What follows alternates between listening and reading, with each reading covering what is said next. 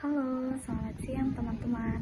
Perkenalkan, nama saya Ersa Fatihah dengan NPM 2022-01-50-1637 dari kelas X6E non-reguler.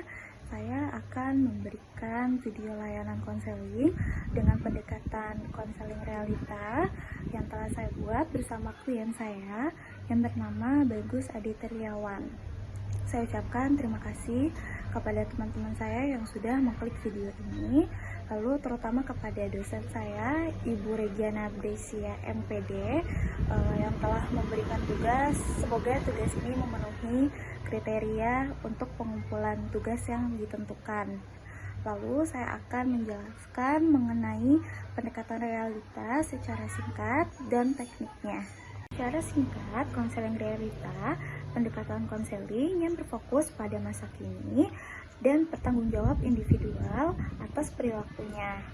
Yaitu konseling realita menekankan pada pemenuhan 5 kebutuhan dasar manusia, yaitu bertahan hidup, cinta, dan rasa memiliki kekuasaan, kebebasan, dan kesenangan.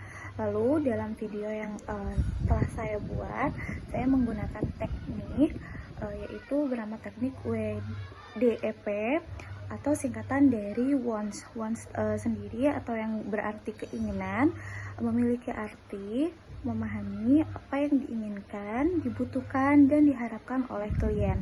Klien saya bernama Bagus. Lalu untuk D-nya yaitu doing atau tindakan, mengidentifikasi tindakan yang dilakukan oleh klien untuk mencapai keinginannya.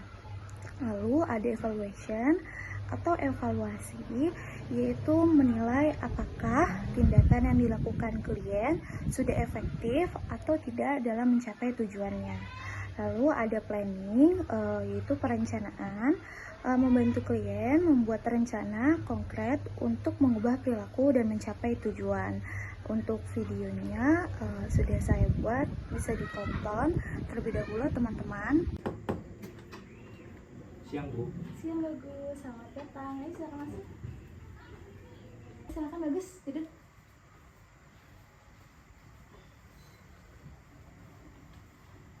Bagus kesini naik apa?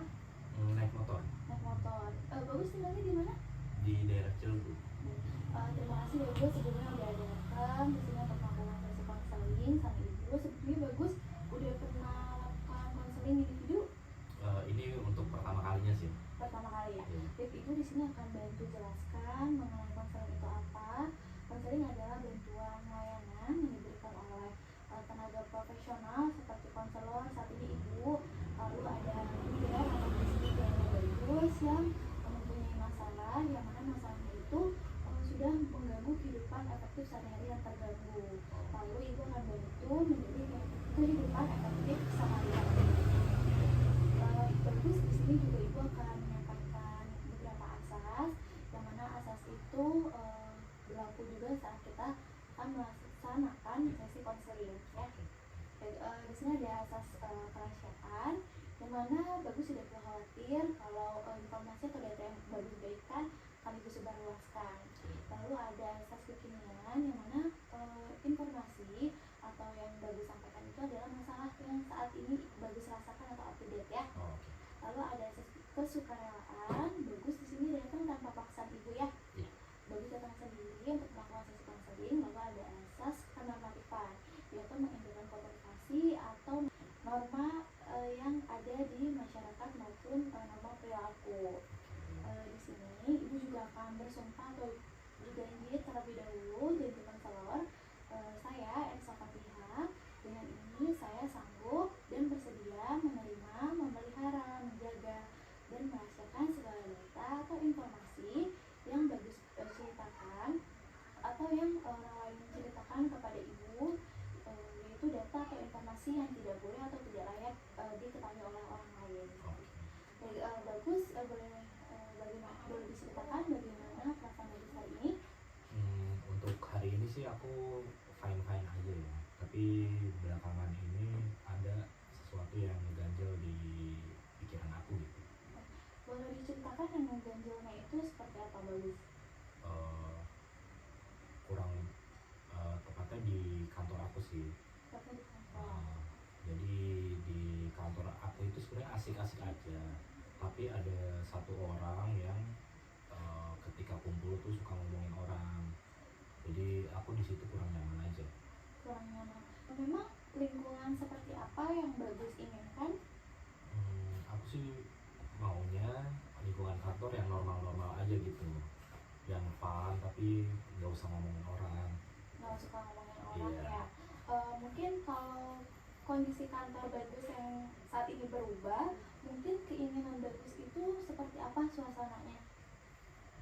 Aku sih pengennya ya itu tadi, kayak suasana kantor yang fun aja dan nggak ada drama apa-apa, semuanya baik-baik aja, nggak ada orang yang ngomongin di belakang. Kalau drama itu mungkin dramanya seperti apa bagus? Ya itu tadi, kayak ngomongin orang di belakang. Apa yang membuat bagus merasa di kantor ini sudah tidak sesuai dengan keinginan bagus? Sebenarnya kantornya sih masih sesuai-sesuai aja ya, tapi karena ada satu orang ini yang suka ngomongin orang, so, itu aja sih yang bikin aku gak nyaman. Tapi bagus mungkin sudah melakukan hal apa supaya bagus merasa nyaman di kantor? Sejauh ini sih aku cuma diem aja ya, nggak berani negor atau apa, jadi kayaknya aku belum ngelakuin apa-apa sih. Belum melakukan. Lalu bagaimana interaksi bagus di kantor kepada karyawan lain selain karyawan yang bermasalah ini? Untuk dengan karyawan lain sih aku masih belum ada masalah ya, tapi aku takutnya karena dia suka ngomongin orang itu, takutnya ada orang yang terpengaruh sama omongan dia gitu. Tapi menurut Bagus, apa sudah ada orang yang memang terpengaruh di kantor dan sedikit sudah terpengaruh oleh temannya Mas Bagus? Kalau dari penglihatan saya sih kayaknya udah ada beberapa orang yang terpengaruh sama omongan dia ya. Orang yang terpengaruh itu apa ada perbedaan sama Mas Bagus, mungkin interaksinya jadi menjauh atau mungkin Mas Bagus merasa dia ngomongnya Mas Bagus juga? Untungnya kalau di aku kayaknya karena bukan aku yang diomongin, jadi belum berpengaruh apa-apa ke aku. Mungkin adakah hal yang bisa membantu membuat lingkungan yang seperti Bagus ceritakan menjadi lebih baik dari perilaku Bagus sendiri? Mungkin Mas Bagus ingin melakukan seperti apa supaya rekan kerjanya itu kembali utuh lagi? Oke.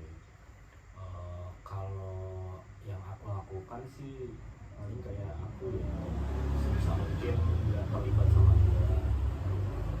Aku juga masih ada teman-teman lain kok ya buat ngumpul-ngumpul gitu, jadi sebisa mungkin aku ngejauh dari dia sih. Jadi Mas Bagus sendiri yang memutuskan untuk menjauh daripada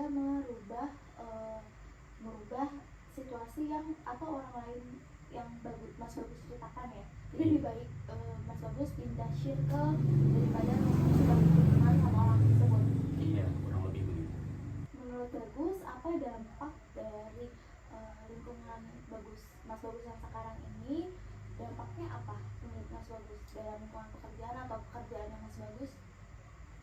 Dampaknya sih nggak terlalu signifikan ya, kayak kan kerjaan itu kita harus itu udah ngambil energi kita lebih ya di pekerjaan, terus ditambah ada orang yang bikin kita nggak nyaman tuh kayaknya energi kita kebuang lebih aja. Jadi mungkin Mas Bagus karena sudah mungkin lelah sama pekerjaan, sudah nggak ada waktu untuk memikirkan teman Mas Bagus yang mungkin bertingkah, jadi Mas Bagus nggak terlalu ambil pusing ya? Iya. Kalau mungkin situasinya Mas Bagus itu selama 6 bulan ke depan tidak berubah, apakah Mas Bagus ingin tetap berada di perusahaan itu atau mungkin resign karena karena lingkungan pekerjaan yang sudah tidak baik, atau masih mau bertahan? Kalau saya sendiri sih masih sanggup untuk bertahan ya, karena saya udah dapet solusinya untuk nggak terlalu terlibat dengan orang yang bikin kita pusing sendiri gitu. Solusinya seperti apa Mas Bagus? Dengan tidak terlibat dengan dia secara langsung gitu. Menjaga jaraknya itu seperti apa? Mungkin tidak lunch bareng kah, atau mungkin hanya belum ketika meeting atau bagaimana? Ya, kalau saya ya udah kayak sebatas kerjaan aja sama tim. Kalau untuk makan siang atau nongkrong-nongkrong bareng tuh ya, aku udah hindarin sih. Udah menghindari. Tapi dari Mas Bagus yang menghindari orang tersebut kah ada merasa dijauhi atau mungkin notice kenapa ya Mas Bagus itu sekarang berubah? Iya sih, kayaknya dia udah sedikit notice sih. Apakah mungkin orang tersebut pernah menegur Mas Bagus? Pernah beberapa kali. Seperti apa? Kayak, ini kayaknya saya ada salah nih sama kalian ya. Ini kok jadi merasa dijauhin sih saya. Gitu. Terus? Disindir-sindir gitu. Jadi orang tersebut berbicara dengan Mas Bagus dan teman-teman Mas Bagus yang lain? Iya. Oke. Lalu tanggapan teman Mas Bagus atau Mas Bagus sendiri terhadap pertanyaan orang yang Mas Bagus benci itu seperti apa? Ya paling kayak bercanda-bercanda aja karena pertanyaan dia negornya pun dengan ada bercanda jadi ya kita jawab dengan bercanda juga. Benar juga, karena memang suka bercanda seperti itu kebetulan. Iya. Mungkin siapa aja teman Mas Bagus yang dapat membantu merubah situasi lingkungan yang tadinya toksik menjadi negatif, menjadi positif.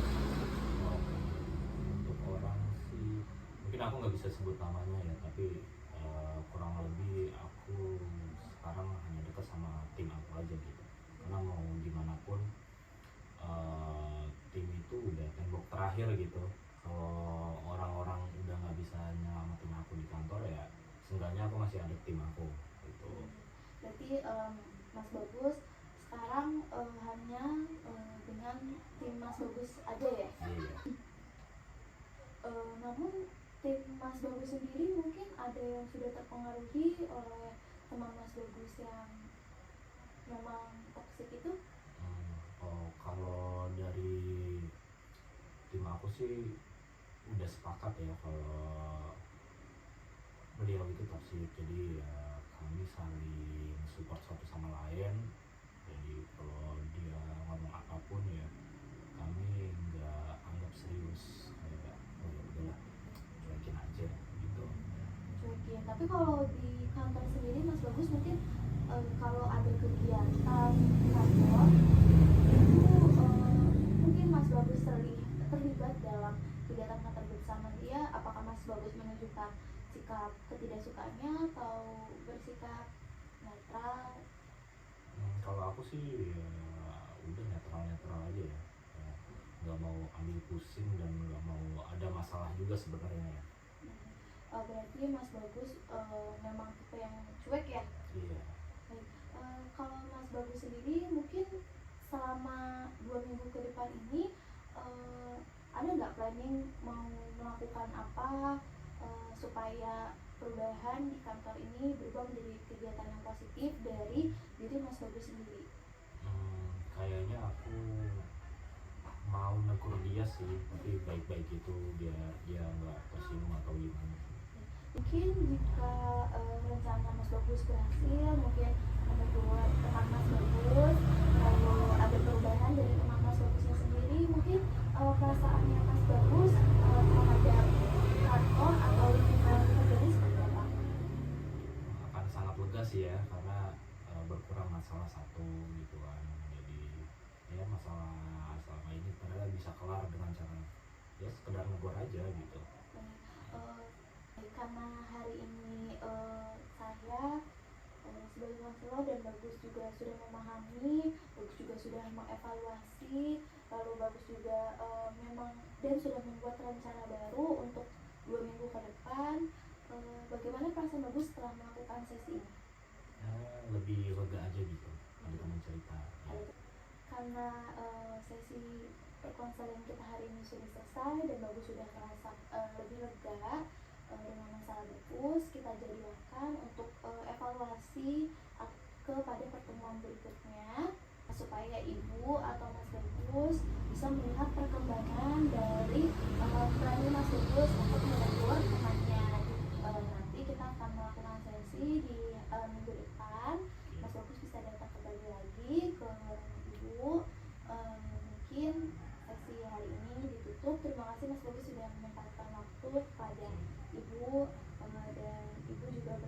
kasih Mas Bagus sudah datang dengan sukarela yang menceritakan masalahnya dengan Ibu. Terima kasih Bagus sudah mau bercerita dengan Ibu, sudah memilih Ibu untuk menjadi tempat cerita Bagus. Kita akan